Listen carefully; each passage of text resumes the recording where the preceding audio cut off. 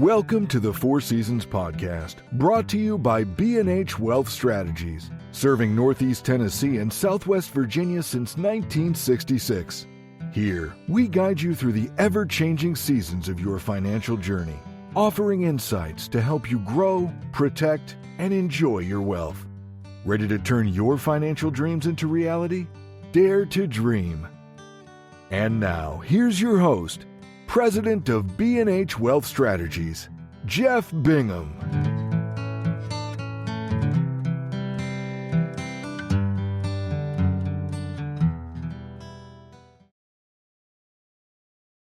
Welcome, everybody. I'm Skip Mauney, co-host and producer here in the studio with Jeff Bingham.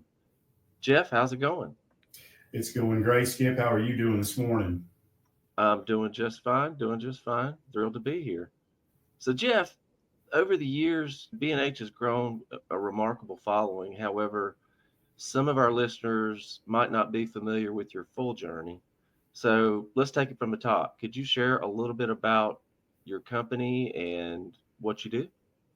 Sure, I'd love to. Yeah, we were founded in 1966, almost 59 years ago. It'll be on April 1st of this year. Will be our 59th birthday. My father, Bob Bingham, and Norman Hensley were the co-founders of the business at that point in time, and they had actually had a history together prior to that at an insurance agency here in town. It was B&H Edwards, which still is in existence, but at the time was actually the largest insurance company, at least allegedly, this side of the Mississippi River at the time. The Edwards family, along, I guess, with Eastman, is what we generally associate with Kingsport. But the Edwards family put together, I would guess, the entrepreneurial side of Kingsport back in the early 50s and into the 60s. And so that's where my dad was. And they had an offer to buy out the life insurance side of that. So they moved to B&H Wealth Strategies. And, anytime you see a business start like that, you'd say it takes a lot of courage. It takes a lot of naive optimism, but they did it. And they started this culture that I've been fortunate to be part of since 1989, and have tried to really just honor them and continue the tradition of what we do here, which is serve our clients. That's a short version of our history right there, I suppose. Very good. Very impressive. And what year did we start? I'm sorry. 1966, the year Steve Spurrier won the Heisman Trophy.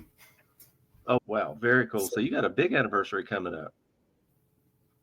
Yeah, well, it would be 60 years in 26, but yeah, we're 59 this year. So, and I guess 59 is kind of interesting because in our business, 59 and a half is when you can start taking retirement plan distributions without a 10% tax money. That's when the government says you're old enough to do that. So I suppose that we can start taking our retirement distributions on our own in October of this year then. There you go. Take your own medicine there. Yeah. That's good stuff. So, Jeff, how did you get involved? I mean, was this something you always wanted to do, or was it just, how did you get into this business? Yeah, I mean, I would say a lot of people that would look at me and not know my entire journey, I guess, would assume what you just said right there, because I was born in 1960. So I'm actually turning 65 here. By the time this podcast drops, I will be 65 years old. I didn't start here until I was almost 30 years old. I didn't have a straight path to becoming a financial advisor. I'd always paid attention to it and knew a bit about what my dad did, but not really a lot, to be quite honest. I was during college, it probably actually started in high school, but through my college career, I bartended and then became an assistant manager at Richfield's Country Club here. So my background is really in hospitality, and I did that in the private sector here, which is really much different than the public sector, I would argue, for most of the time anyway, in the restaurant business, because we weren't a seat 'em and feed 'em place. We were, you very much cater to your clientele. You understand what their needs are. They come in, they expect to be taken care of. And so that's what we did. And so that really is how I developed what we call the Four Seasons, which is the Four Seasons podcast. And that is really where that evolves from, is my background in hospitality, restaurant service, et cetera. I went to Dallas, Texas, and decided to leave. I was actually, as oftentimes we do in our youth, I moved to Dallas, and that fell through, but I got a job down there. Before I moved, I had a job, and I went into the public sector, a place called On the Border Cafe, and they were opening up, and it was quite a different environment. I learned a lot, but it was, the idea there is to get them in and get them out as fast as you can. We call it, seed them and feed them and get them out. and which was contrary to what I had learned in my previous career at Richfields. And so I came home as the relationship fell apart, and I came home, I suppose, a little bit with my tail between my legs and not knowing exactly what I was going to do. I was 29 years old, and I looked around to get back in the restaurant business because of what I knew, and I didn't find anything that worked. Where I was at Richfields, that job wasn't still available. I did knock around a little bit there, bartending and doing some things, but I went to my dad after a bit and said, "What do you think about me coming to work here at B&H?" And he said, "Yes." He said, "But you're just going to you're going to come in, in the mailroom, so to speak, and learn the business from the ground up." And that's how I started in this. That was September of 1989. So I'm now in 35 years plus that I've been doing this. But that's really my journey into this. But the parallels there and the growth are to serve clients, right? And that's what we do, and serve clients. I think it really has part of the use of the term again, but to serve is what we're built to do. It's what we are geared to do. And, the B&H Wealth Strategies is really the black and white of financial planning. And the Four Seasons is where we kind of bring it into color, right? That's where we color the landscape. And we use the phrase dare to dream. When you come in here, tell us what your goals, your dreams, your aspirations are. And if you could see, there's a board in here in the room that I'm in. And my dad and I, kind of coined this. I guess it was in 1991 or 1993. And you really just ask, there's a lot of things that go into planning, but there are basically three questions you can ask. And that is, where are you? Where do you want to go? And how do you want to get there? If you ask those questions, you give the client the canvas that they need to outline what they're looking for, not just from their financial future. And obviously the finances is the engine that drives everything, but what you really want to hear about, what are those goals and dreams? What is your bucket list as you move into retirement? How can we get you closer to that financial freedom that you're looking for? And that really has evolved and blossomed quite a bit from 30 years ago or more, when we began to ask those questions, just kind of sitting back and letting clients talk. What our job really is to do, if we're doing our job as advisors, is we want to ask the questions, get out of the way, let the client talk and listen, and then ask some questions along those lines to kind of add some texture to what their dreams are. And then you just sit back and you try to put together the tools and the investments and the plans that are going to make those dreams become a reality. Excellent. Well, Jeff, first of all, a happy birthday. Hope it's a good one. When you're not running this business, Jeff, what do you do for fun? This is fun. I have a James Michener quote around here that I got many years ago. And, those that live a passionate life, which I try to do, kind of evolve around that. You never really know the difference when you look at a man when he's in leisure and play versus when he's working, because for him, everything is just the life that you live. But I do, what do I do when I'm not doing this? I used to be a golfer. That not everybody knows this, but I lost my sight fully, I guess, in June of 2022, and it came on kind of slowly. But I'm an avid cyclist now, and that's quite interesting when you can't see as well.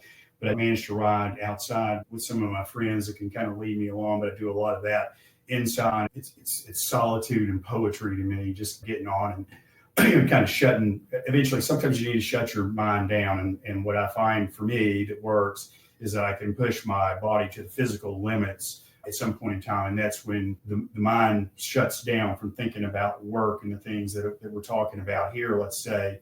But you move into the challenge between wanting to quit. Can you push your body past when the brain's saying, man, let's stop doing this?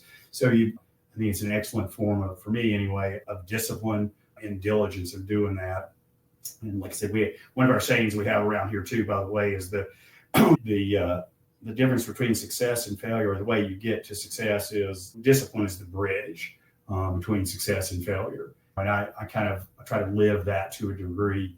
Also, something that will come clear through most of these things is at 63 years old on April 2nd, on Palm Sunday of 2023, I recommitted, I suppose, really committed my life to the Lord. I was saved on April 2nd, again, Palm Sunday, which is quite remarkable. And I think in the story, it means a lot to me. It just was not by plan. That was just just happened. That's a God thing. But so I spend a lot of time in prayer and faith and in church, and our practices now also conveys that, but that's trying to spread the gospel. That's awesome. Mind, body, and spirit. Mind, body, and spirit. Absolutely. Amen. Got to have them all in line, and it sounds like you're doing it, Jeff. It's a work in progress with lots of stumbles, as we all do, but the Lord is good all the time. All the time. Well, Jeff, I know you're an extremely busy guy. You're running a big, successful business. So I guess the big question I'd like to ask is, in your own words, and you touched on this earlier, but what's your higher why? Why are you doing this? My highest why now, Skip, and this was not true until April 2nd, but it is to serve the Lord, to glorify God. And that's what I try to do in everything that I do, in every step that I take, in every breath I take. Pardon for that using the song, but I mean that with everything that's inside me, and that is my why. But then, as you break that down, it is to serve also our clients. And then, my why is now, I mean, I was a successful businessman. I mean, you could have looked at me maybe until the latter part, as I was kind of falling apart as I found my salvation. I was successful in business. I was the head of a successful financial planning practice.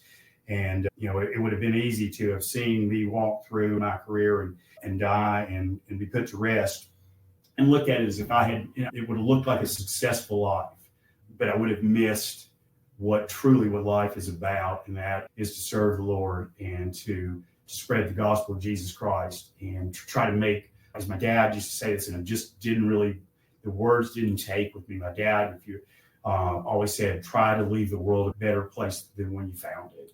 And I would say those words, but they didn't mean a whole lot. But now, since April 2nd of 2023, I understand or I'm trying to further understand that every single day. And that's what I'm trying to do. I want my children to look at me. I want my clients to look at me, and not because I want them to look at me, but I want to say that it was a life well lived, and I want to finish this thing well.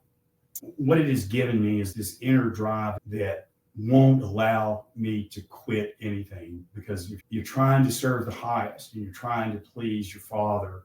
And I'm trying to please both of my fathers, my biological father and then God, our Father.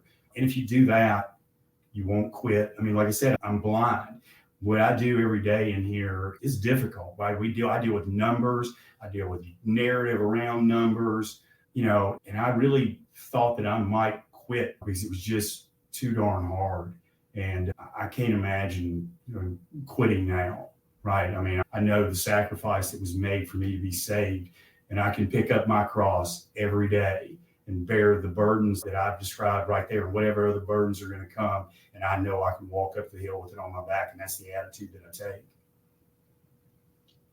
That's incredible, Jeff. Thank you for that. And amen, brother. I couldn't agree more. Thank you. It's not about me. I was successful in life and I had a lot of gifts. This is not bragging. I mean, I was athletic growing up. I have a reasonable amount of intelligence. I can talk to people. I'm good at what I do. And I thought those were mine. For 63 years, I thought those were mine. And those aren't mine. Those are gifts that God gave me.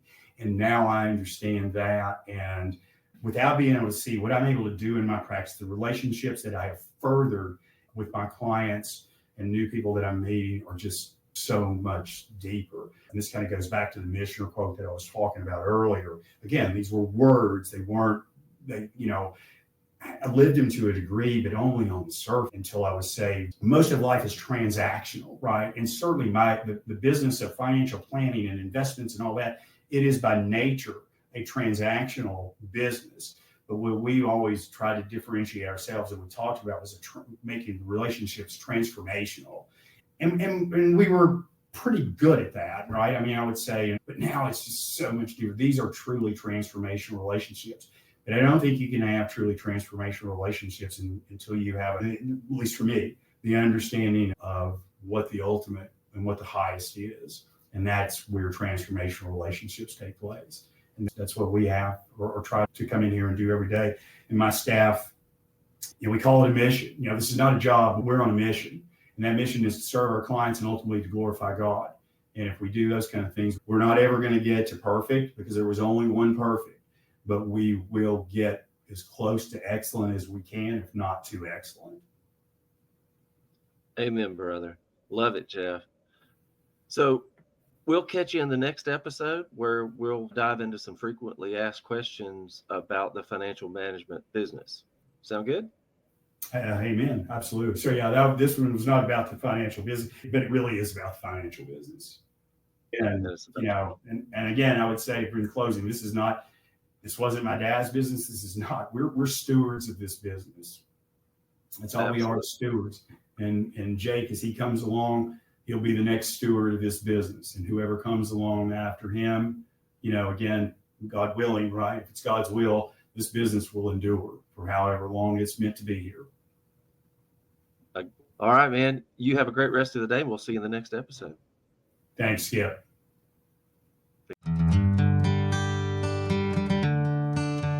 Thanks for tuning into the Four Seasons podcast, brought to you by B&H Wealth Strategies, where your financial success is our priority. Schedule your free 20-minute consultation today by calling 423-247-1152 or by visiting bhretire.com.